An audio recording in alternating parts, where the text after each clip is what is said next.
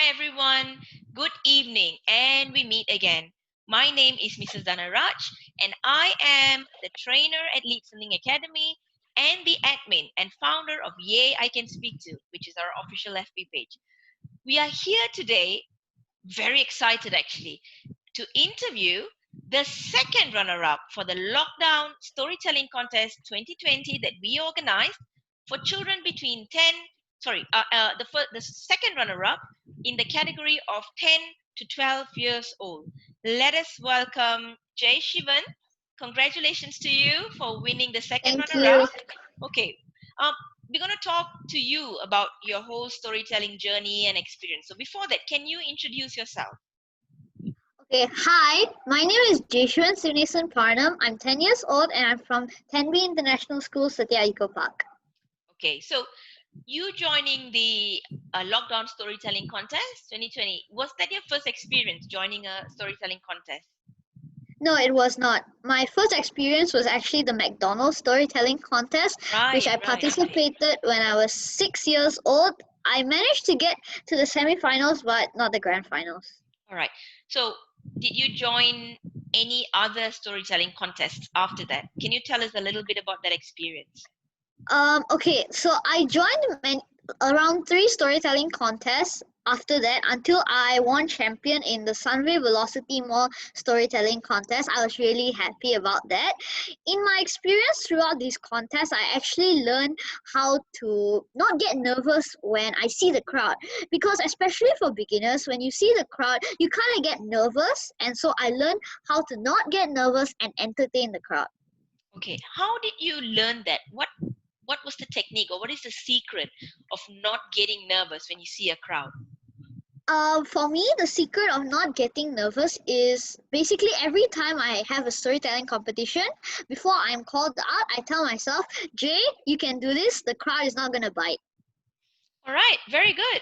So clearly, you said you joined the storytelling contest a few times, a number of contests before you finally won Yeah. in the McDonald's. Was it the McDonald's? No, the No, no, Sunday Velocity. Yeah, the Sunway Velocity contest, and you won it there. Yeah. So the other contests that you joined and you didn't win, right?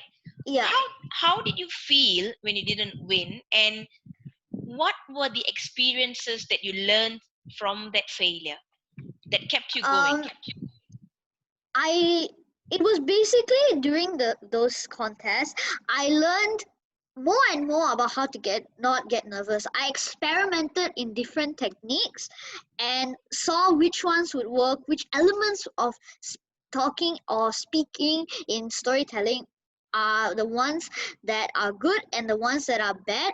And by using those, I learned more on how to entertain the audience and not to get nervous.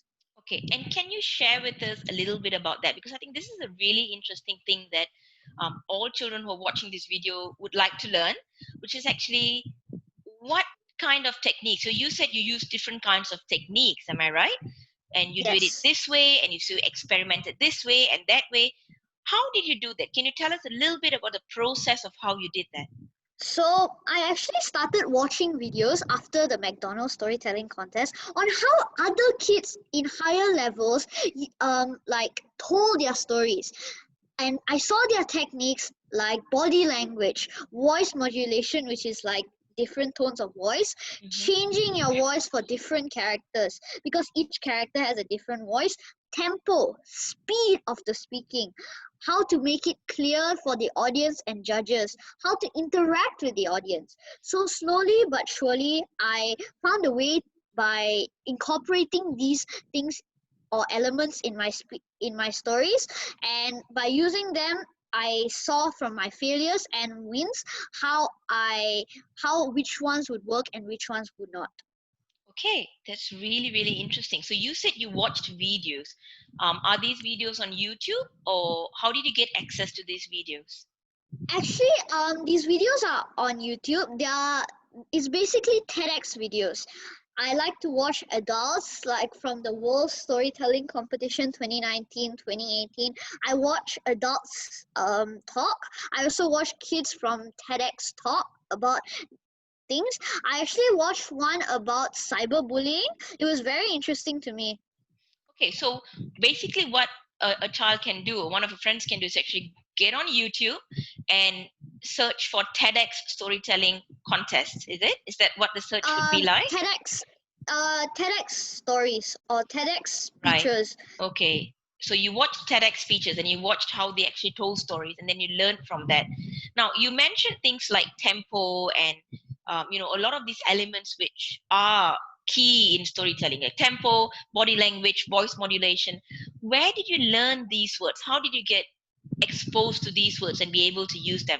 Were they used in the videos, or did you attend classes, or what kind of things did you do to actually to learn these words and to even I know actually found, sorry, to even know what they meant? yeah.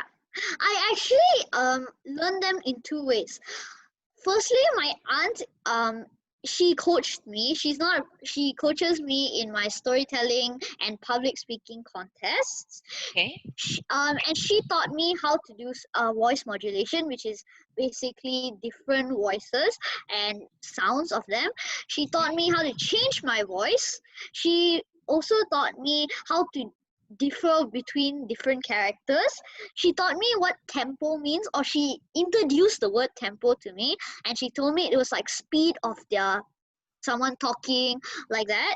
So she was the one who really introduced this to me. I also further elaborated my knowledge by going to TEDx, and there was this one guy who was reviewing his speeches. I actually saw it live, and he was making a video, and he took his speech for where he won the world championship storytelling contest Right, right, in I think 2018 or 2019. right, right. And I saw him explaining the different details in his speech, and he used words like voice modulation and etc etc. How old are you again?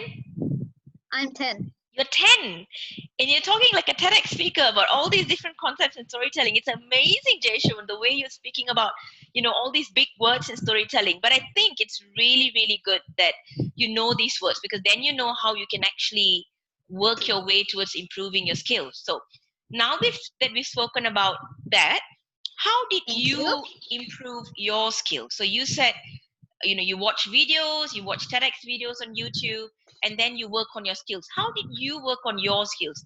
Like, for example, did you get yourself recorded? Did you watch a video of yourself? Or did you think, every time you went for a storytelling competition and when you're done, you think about what happens and you write note? What did you do to actually you yourself, to improve yourself? Actually, every time I did a storytelling competition, I would remember my speech because it would already be in my head. Even now, I still remember some of my speeches from the first storytelling contest I joined, Okay. and so I still remember them because I memorize it to a point where I can like see the speech with my eyes closed. Ah, So okay. so I remember the speech, and I remember myself saying it. So once I'm done with the storytelling contest, I finished. I'll reach home, and then after that, I'll look at a mirror and talk to myself. That way, I would be able to see my body language, how I do my gestures and stuff like that. Right. So basically, you watch yourself in a mirror, and then you know Yeah, what the audience, how you look like to the audience when they watch you. Now I think that's an yeah. incredible technique to actually improve oneself. It's actually to watch yourself in the mirror and then evaluate your skills and work on how you can improve on your skills. So what do you think is the secret to good storytelling? There must be a secret. What is the secret? I think the secret for everyone, the major secret is never to get nervous. Okay, all Because if right. you get nervous in a storytelling competition, you won't tell the story like how you would when you're not nervous. You see, the human brain is very peculiar, and if you get nervous, it like stops functioning the Right. way you would like it to, So it goes and therefore it you, blanks, it gets blank, you mean. yeah, Okay. And yeah, then you stammer, right. you start forgetting your speech, Okay. you don't know what to do, you Okay. get frozen, and you freak out. Those are the 4 stages of what happens when you're blank. Okay. So and you said that for you to actually avoid, to cope with nervousness is actually to tell yourself in your mind that you can do it. Am I right? Yeah, it's Yeah. basically to believe in yourself and tell yourself that you have what it takes to make it. I Mm. like to call that blank thingy a storytelling breakdown. Right. That's Okay. what And I call it. how do you actually, do you have like a daily regime where you practice telling yourself, like, do you sit down, or do you, I don't know, meditate, or do you like sit down and just tell yourself I can do it, or do you do it before you get on stage? Actually, reflecting at yourself is a very important thing in storytelling.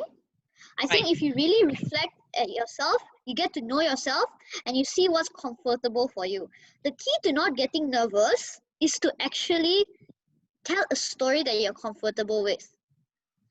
That's why if you write your own speeches like I or stories like I do, you are really having to get a speech or story that you understand or you know, because you know yourself more than anyone else in the world. So Right. Definitely. Definitely. that's why I think reflecting yourself, a good way to reflect yourself is just to look at a mirror and talk to yourself, or meditating is also a good way. Okay. Brilliant. That's such an incredible answer. So you think that when you write your own stories and you tell that, you can actually, you don't memorize it, right? You sort of embody the story and it becomes you, and you live the story, Yeah, and that's how you kind of bring the story to the crowd. yeah, I Okay. actually have a method which is the human brain. I've watched this thing happen on videos. It is said that sometimes Albert Einstein, to get his ideas, he would hold a metal ball in his hand and below him would be a metal tray. He would just try and doze off to sleep, and at the time he is going to sleep but not yet to sleep, the Right. ball would drop and he would wake up and have a fresh new idea. So it's called some type of zone. I try my best to get myself into that zone and get ideas on what to do for my speeches. It's actually something you can do for impromptu, Right. Right. and So that's how I get my ideas for so has storytelling that competition. has that worked for you? I've never actually used a metal ball because I don't know have a metal Okay. ball, but Right. I set a alarm, so it's quite Right. easy. Right. So you just set an alarm and you kind of doze off, and then when you feel like you're about to doze off, you wake up, and then that's when you get your ideas. So this is like Yeah, and then you can write it down. right. So it's like an interstate between the wake up state and the sleep state. It's like an intermediary Yeah, state between that. Interesting. yeah. I've never heard of that. It's really interesting. I've Okay. And I, I've actually watched it and I've seen it's actually a Mind Valley type of thing. right, So right. there's this Okay. guy Yeah. who's trying to put this in like in every single university or every Right, single course in right, a limited period of time. So right. I think Okay. it's pretty incredible, and so I really like his work. So I Okay. try my best to follow what he says. Okay. Such enlightenment speaking to you. I'm sure all the kids who are watching the video are going to get so many ideas on how they can improve their storytelling skills. Now, do you have any other tips that you want to share with the kids? Any motivation, words of inspiration, words of motivation before we end our interview. Um, Firstly, I would like to say thanks to you, Mrs. Danaraj, and yeah, I can speak to for hosting this competition for kids like me. I You're really welcome. appreciate it. Thank you. And a last tip for kids, just practice. That's it. All right. To all the storytellers out there, if you believe in yourself, you can surely make it. Thank you. So the key behind storytelling is practice, watching videos of good storytellers. I'm helping you. I'm Yeah. helping recap the whole thing. So practice, Yeah. watching videos on YouTube, TEDx videos of good storytellers, learning and improving on different elements of storytelling that you have mentioned, and then Yes. self reflection as well, and Yes. then trying to write your own stories, because then you can Yes. actually tell the stories in a real authentic way, and then Yes. also trying to get fresh new ideas the way Albert Einstein did it, yeah, which is actually between the interstate of the sleep and the wake up state. Yes. All right. I call it Brilliant. PTLSF. actually, Okay. to bring it all All together. right. I'm sure the viewers are gonna remember this, and then they're gonna Google what it is, and then they probably Google Albert Einstein and get more ideas. But it has been really, really wonderful talking to you, Jaishivan. Such a Thank pleasure you. to have hosted you, and that you've won the one of the prizes for the contest. Um, we at Yay I Can Speak To would like to wish you all the best in your future, and to be the Thank you. best ever storyteller that you can ever be. Just be yourself.